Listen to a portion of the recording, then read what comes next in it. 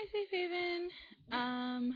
Okay, so this is the first video and the one that Allison is probably least interested in. Maybe it's the one that all of you are least interested in. I don't know, maybe all of you just want to hear about the worst things I watch. But I'm going to start with the best things I watched, because this was actually a really great year. Um, so the top 10 that I watched are not in any particular order, which is probably a total cop-out. Um, I the top one that I watched is my favorite movie of the year, but after that it's a little bit iffy. Um, Probably the top 5 or so. Um, but short of that, I don't really know. Basically, I just have a really hard time ranking movies. I just have movies that I really liked, and I've always sucked at that. And since nobody's actually forcing me to do that, there's a limited amount of work I'm willing to do, people. That's just about it. So, my number one movie of the year was Beast of the Southern Wild, which I saw twice in theaters and which everybody should see, in my opinion. The Sundance sensation of the year, I guess. About a little girl named Hush Puppy in this area outside of New Orleans. Sort of this fantasy kind of. I don't know how to describe it. Chances are, if you see it, it won't really be like anything else you've watched, but it's beautiful, and the performances in it are non-professional actors. They're completely amazing. I own the score. I listen to it all the time. It's completely beautiful. It's just absolutely my favorite movie that I saw this year, and one that I could probably watch repeatedly, which is very rare for me. I can almost never do that. So basically, just go watch it. That's about all I have to say about that one. After that, I have Looper, which is probably, I feel like I'm one of the only people who have this on their top 10 list. And one of these days I am going to have to go back and rewatch it to find out if it is really as amazing as I thought it was, or if it just struck the exact right emotional chord for me at that point. There are definitely a lot of specific emotional similarities in solidly like half of the movies on my top 10 list. And Looper did strike some of those same chords. This has been a big year for what emotionally hits me. So, but yeah, Looper was the new Rian Johnson film. He also did Brick, which is a movie I really loved. And he did Brothers Bloom, which I actually haven't watched, but will someday because I love him. And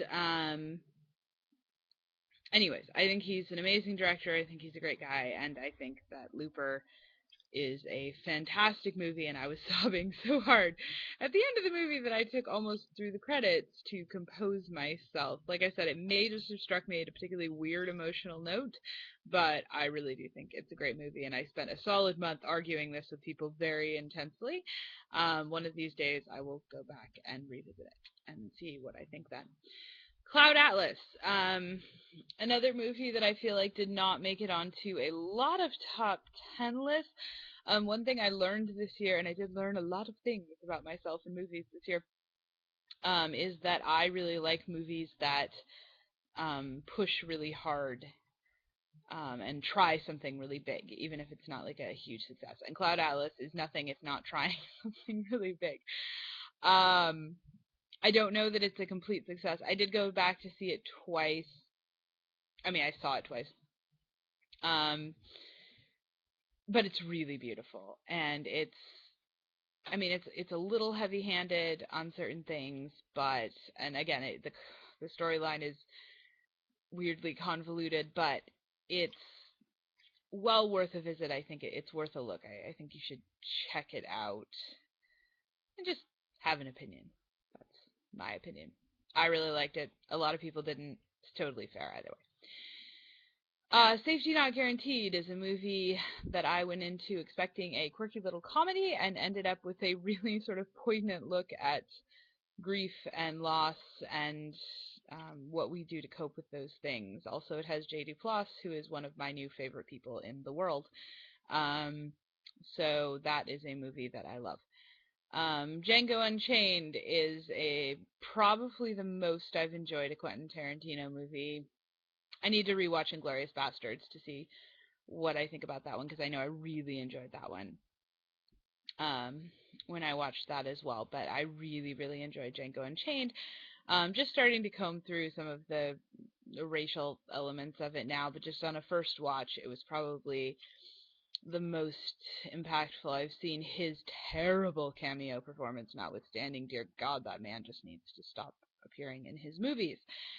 Cabin in the Woods is just fucking awesome, and if you haven't seen it, you should see it. And for those of you who hate Joss Whedon, then probably you haven't seen it and don't want to see it, and there's probably not that much that I can say, but it is a really amazing deconstruction of horror and all of those things, and it's fantastic, and I loved it. I saw that one twice too. Moonrise Kingdom, movie that I went into fully expecting to hate. I do not like Wes Anderson. I'm not a Wes Anderson fan. I hate his quirk and his tweeness of his movies, and I went into it fully expecting to hate it, but knowing that it was going to be on a lot of top 10 lists and probably an Oscar contender, and so that I would have to watch it eventually. And so when it came to our theater, I went to with my brothers to see it, and about 15 minutes in, I was completely sold. Again, I think this is a movie that really ended up hitting a lot of the emotional chords for me. A lot about just growing up and change and dealing with all of those things that were really emotionally resonant for me this year. It is also a very beautiful film, of course. It's completely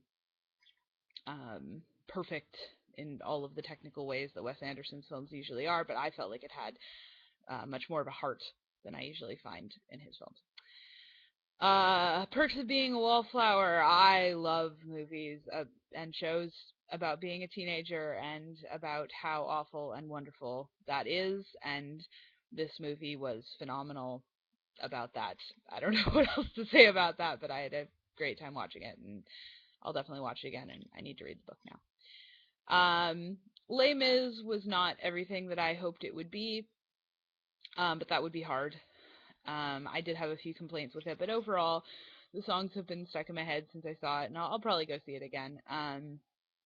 And I think probably once I go see it again, it'll be more cemented as one that I really love. So, and I was an emotional wreck by the end. It did take me a little bit of time to get into. I felt like it had some pacing issues, which is why it ended up kind of on the bottom of my list. But the performances were really good, and I did really enjoy it. And then finally, I ended up with Hope Springs. My number 10 was a little iffy. There were a few possibilities, but I ended up with Hope Springs, which honestly I thought was one of the most charming stories that I saw. You see a lot of romantic movies, but I actually think it's really rare to find movies that are about adult relationships and not about the start of relationships, but kind of about what happens when those relationships don't go the way, they don't live happily ever after. Things go wrong. And how do you cope with that? And how do you cope, not with something major going wrong, but just with life happening and just, not paying attention. Plus, it's Tommy Lee Jones and Meryl Streep, and I would watch those two people read the phone book and be really happy with it. And here they're doing a lot more than reading the phone book, and they're fantastic. I really loved this movie, and I will probably watch it again. So, with all the watching again talk, I'm thinking this year may end up being a year of watching things again. That's kind of been one of my thoughts this year. But I had a really great time with movies this year, so those are just my favorites of 2012, and I will come back for movies that were not from 2012, but that I really loved that I watched in 2012. So, that's your first 10 minutes.